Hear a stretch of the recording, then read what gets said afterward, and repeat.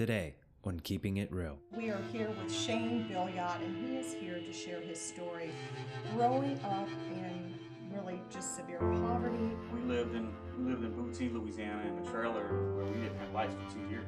I mean, a lot of times for going to school was a blessing because we knew we were getting a good meal. Right. You know, that was nice. During the summer months, whenever school wasn't in, we would go to the library to cool off. Kristen overcame a 12-year addiction. Now she pulls others out knowing that some have escaped death for the last time. Shauna Butler understands the pain of sexual abuse. Now she uses her voice to unhush the little girls inside of women she counsels. This is Keeping It Real. Good morning. We're so glad that you have joined us this morning on Keeping It Real. I'm Kristen Maddox. And I'm Shauna Butler. You know, Shauna, one of my favorite Bible stories is the story of David. Yes, I love it. I love David. David's got an amazing story about, even in his childhood growing up, he took care of the sheep. Right. He was out there taking care of the sheep, and even his brothers really didn't think that he would amount to much in his life. Right. But God had a plan. God had a plan. God had his hands on David's life. Mm-hmm. And God sent a prophet to go to the house of Jesse. Mm-hmm. And one after one, God had told him to anoint who he told him as king. And one after one, Jesse's sons came before the prophet Samuel, and one after one, God would say, that's not the one. And the prophet would say, well, surely he's got to be the one God's chosen, because we look at the outward appearance of a man, but God looks at the heart. Right. And so after all of the sons had come before the prophet Samuel, and none of them was the one, he said, well, do you have any other sons? And Jesse said, yeah, I have my youngest. Where is he? He's tending to the sheep. And he said, go get him, because we're not going to sit down and eat until you go get him. That's right. Yeah. That's right.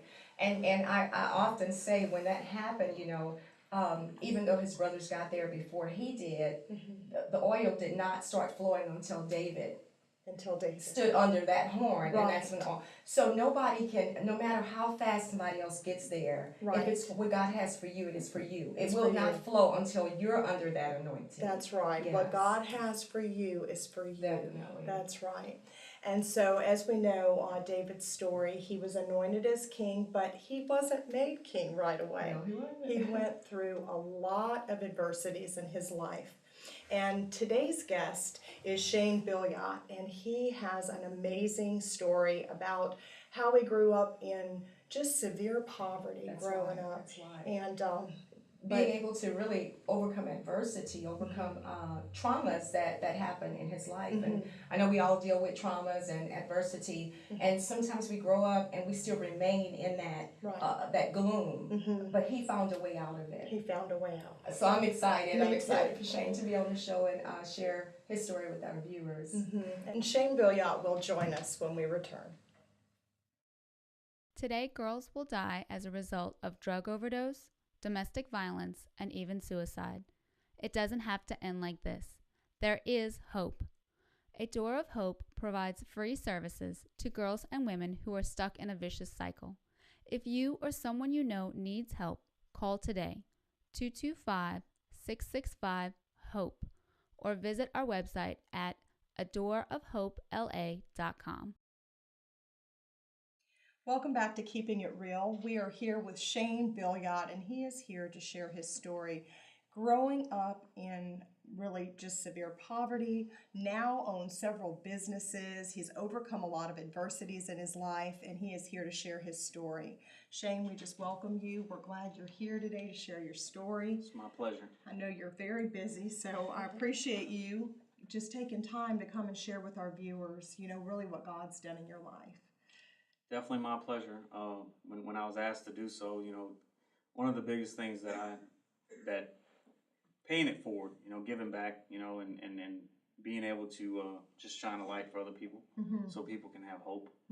That's if I can, that's what it's all about. And if I can do that on a daily basis, if I can allow the Lord to use me on a daily basis, I'd be happy with that. Well, Shane, can you just start off maybe by sharing about your childhood and how you grew up? Well, my I'm Native American. The Home Indians in South Louisiana. They're the population of them that are in like Terrebonne, Lafourche, and St. Mary Parish, the southern part of Louisiana. And you know, we don't have a reservation. We don't have casinos. You know, we didn't grow up with money. We live off the land, and a lot of people still do live off the land. That's what they're fishermen, they're hunters. I mean, Right. that's what they've been doing. You know, nowadays, you know, they even work offshore. You know, in the oil industry, and so but a lot of them still hunt and fish, and that's what they do for a living. So, my father, he had me when he was really old, and his first language was French. You know, he didn't speak English. He did speak English, but he didn't know vocabulary for a lot of big words. He didn't know the jargon for a lot of different words. So, and he did not like the laws of the land. He didn't, you know, he never got a hunting license. He never got a fishing license. He didn't believe you should have to, because he always would say, "This is our land." You know, I don't know. These people are trying to like tell us what to do. You know, but this is our land. You know, and so it was tough. You know, he didn't have any education. And he went through a lot of things growing up himself, so he had a lot of savage ways about him, you know, and he had a short fuse. He would a lot of things would make him mad, and he was physically and verbally abusive to me and my two brothers, and to any woman that he brought around, because you know he would try to get companions, you know. But we grew up really poor. You know, we never had any money, and we moved around a lot. We got evicted a lot. Anytime we were in a certain place for a certain amount of time, it was only because of someone just being nice to us and feeling sorry for us. So, and you know, we lived in Boutte, Louisiana, in a trailer where we didn't have lights for 2 years, and the only reason why we got lights after that is because we were accepted into some housing projects after getting assistance for the first time. But during that period, without having lights, I mean, we had to cook on the back porch. You know, my dad used cinder blocks, and he would cook on the back porch. We had to scrape the pots after every meal because it would be like black tar on the side of the pots. So and you know, if we didn't, we got around $200 a month for food stamps. You know, that doesn't last a month. Right. You know, so right. we still went out and we would hunt and fish, you know, to eat. And I had these little nets, these little triangle nets to crawfish with, and we would put the nets out and get crawfish, and I'd put the crawfish in a bucket and go boil it at the house. And first time I ever boiled crawfish, I was 7 years old. 7 years old. Yeah, Wow. 7 years old, and on my own the first time. We were boiling crawfish before that, but not myself, you know.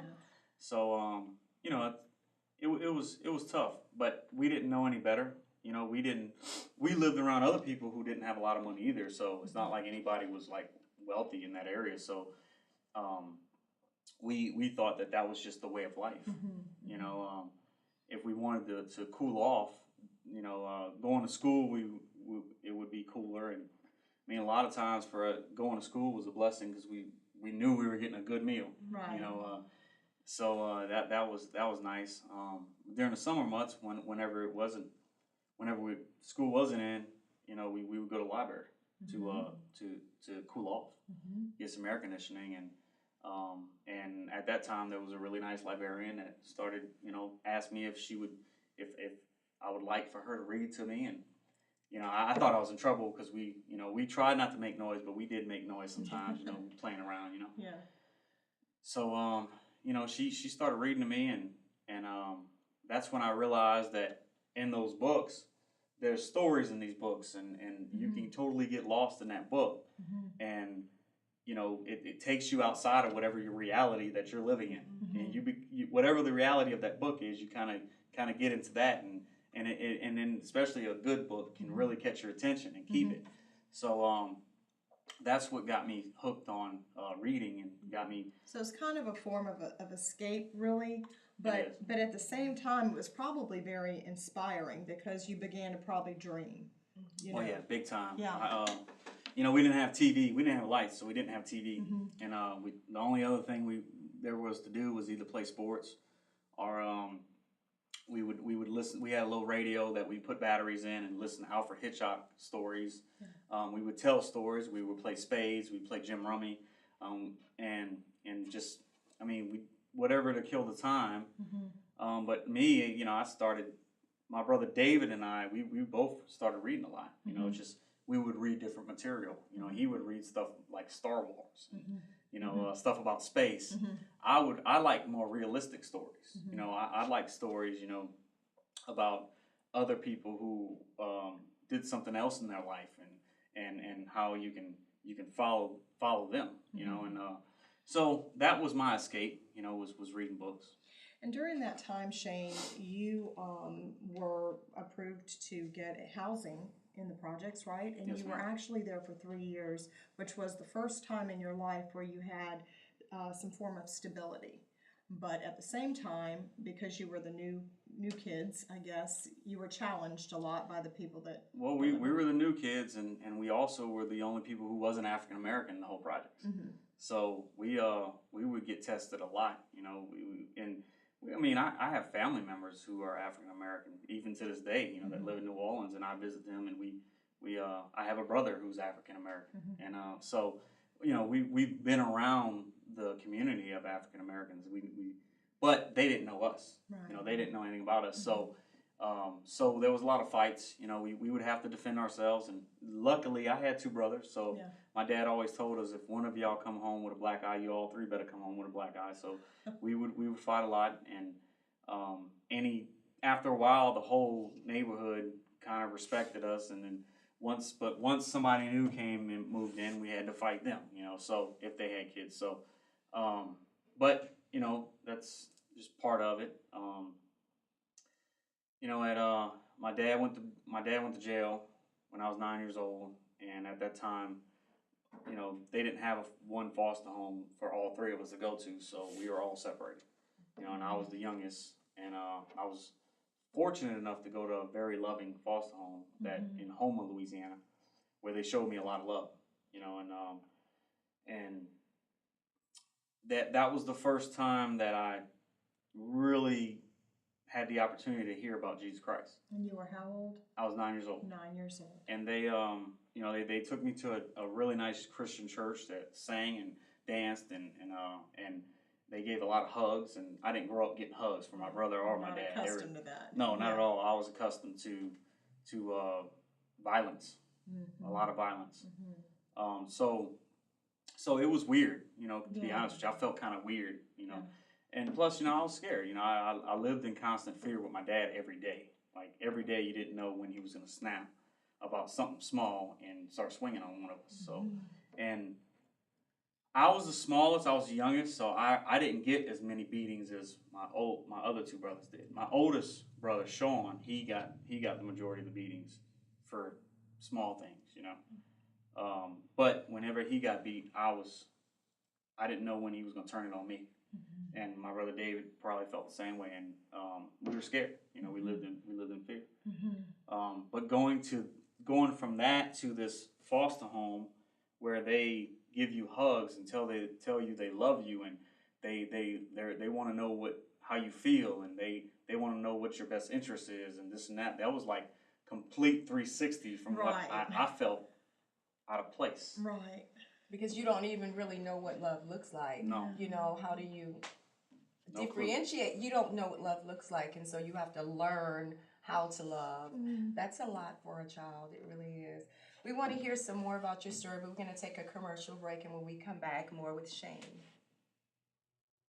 I'm Pastor Philip Pimlott, and this is my wife Kelly, and we want to extend a special invitation for you to come and visit us at Heartsease Family Life Church. Heartsease is a safe place for you and your family, a place where life starts, love happens, and purpose is revealed. Our church is located at 12112 Florida Boulevard, and our services are Sunday mornings at 9 and 11 and Wednesday evenings at 6:45. For more information, check out our website, hflc.us. Welcome home. Today, girls will die as a result of drug overdose, abuse that went too far, and even suicide. A Door of Hope provides free services to girls and women. If you or someone you know needs help, call us today. Welcome back to Keeping It Real. We are here with Shane Billiot, and he is sharing his story about how he grew up, really being moved from place to place and living with a father that was abusive both emotionally and physically. And so his father gets arrested when he's 9 years old, and then Shane, you are placed into foster care, separated from your brothers, which was scary for a 9-year-old.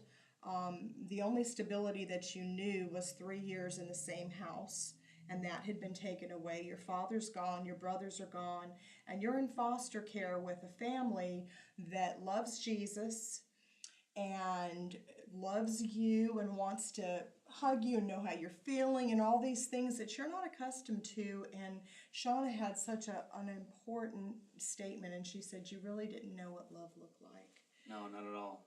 I didn't know anything. It felt good though, and I was going with the flow. Yeah. And then right when I was getting real comfortable, the foster dad, he asked me, do you want Jesus in your heart? Because I was asking questions about it, and I said, yeah, I want Jesus in my heart. And he's the first one to try to explain Jesus to me, and prayed with me and got me to ask for Jesus to come into my heart, and it felt great. And I felt a lot of joy and a lot of anger that I've had at that time. I had a lot of anger, chip on my shoulder, and just mad at the world. And it was like a release, but it was short lived because my father got out of jail, and then he got us again, and then we lived in motel to motel to motel to motel until he was arrested again for something else, and then we went to another foster home in Dulac, Louisiana. Separated? This time we were together, but my brother Sean was older now, so he was only there for maybe a year, and then he was gone, on his own.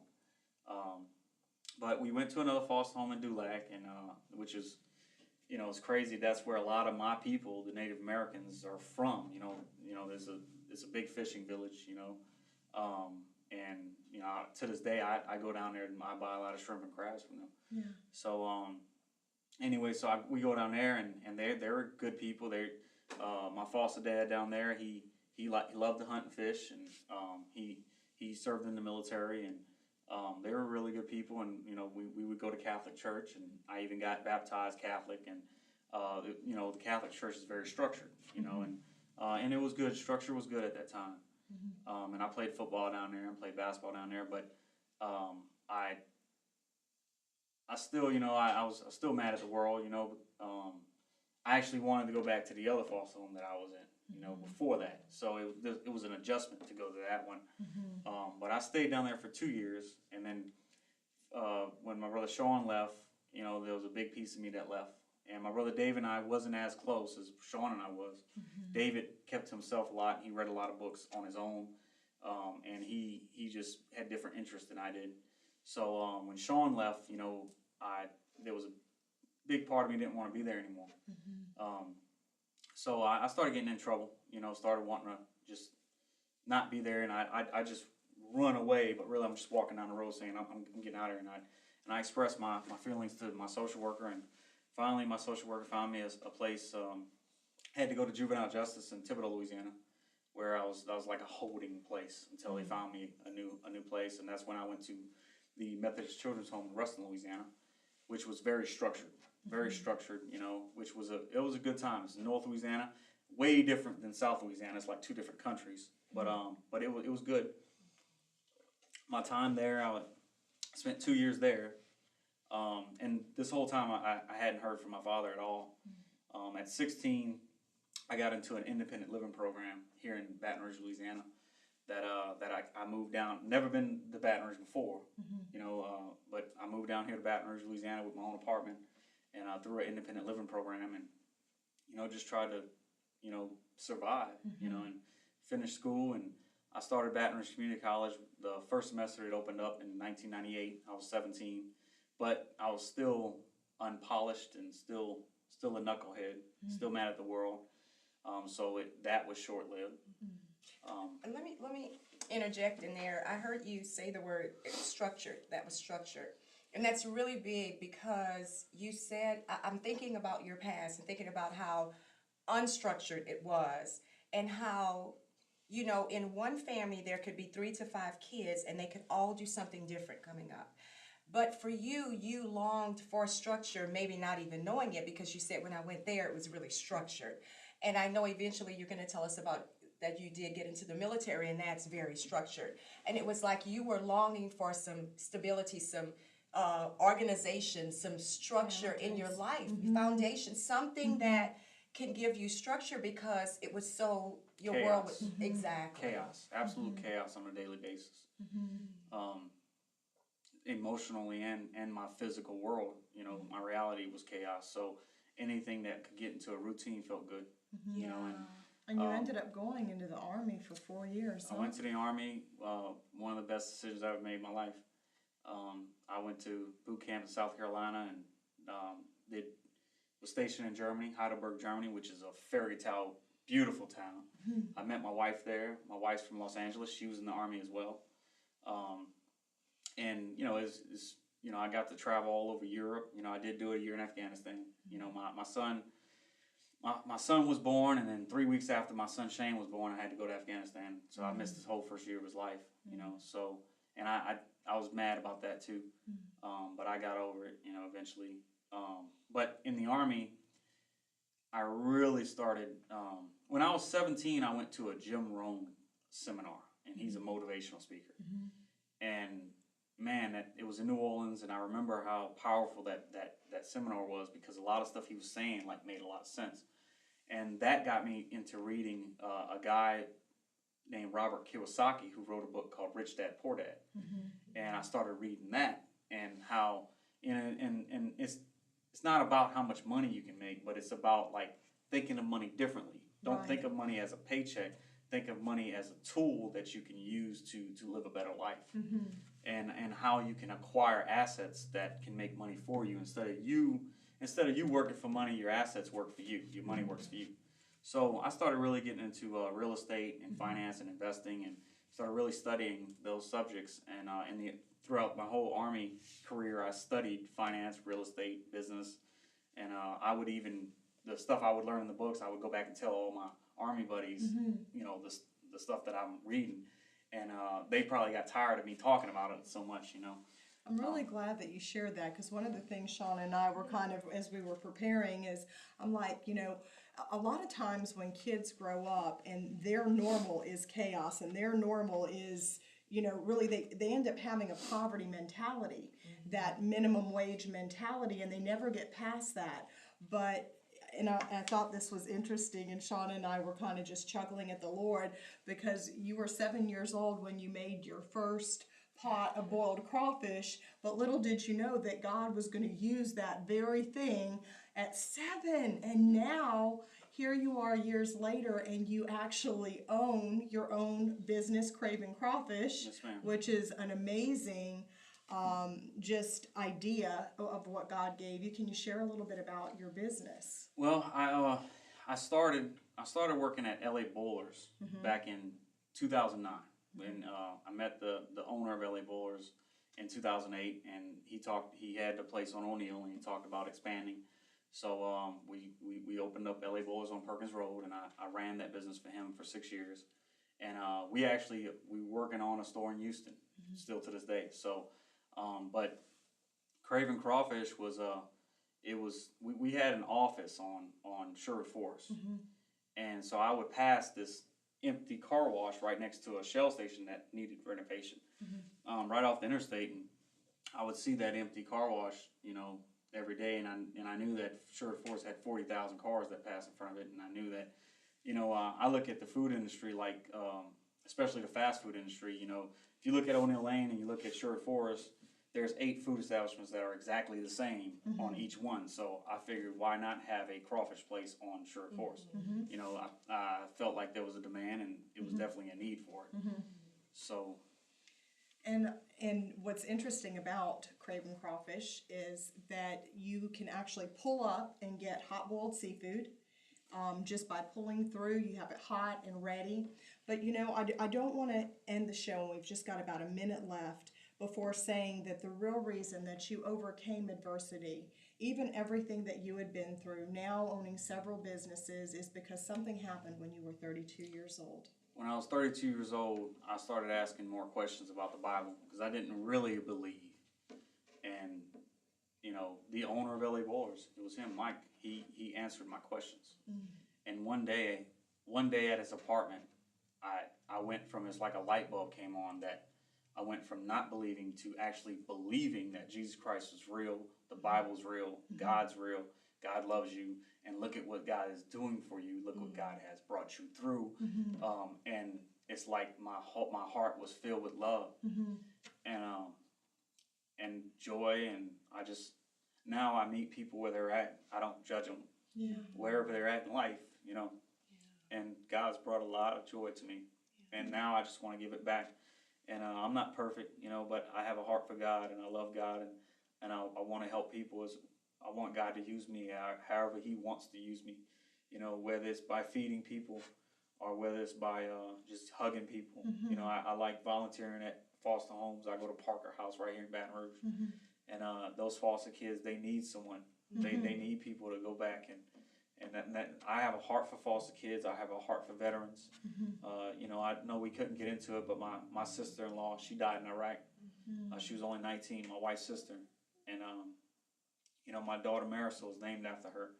So we've been through a lot, you know, but it's so that God can build us for His glory. For His glory.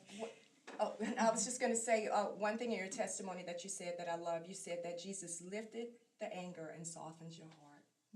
And we really want to thank you so much for just coming on our show and being so transparent and opening up, because I know it's going to help someone. It's going to help a lot of people out there. And you out there, you know, if you're watching and you need God to lift the anger and soften your heart, get in touch with the Door of Hope Ministries. The number is on the screen right now. Call us and we'll help you work through those issues from your past. Shane, thank you so much for being on our show today. And until next time, bye-bye. Do you have a story? Send your personal story to info@adoreofhopela.com for a chance to be selected as a guest on the morning talk show, Keeping It Real.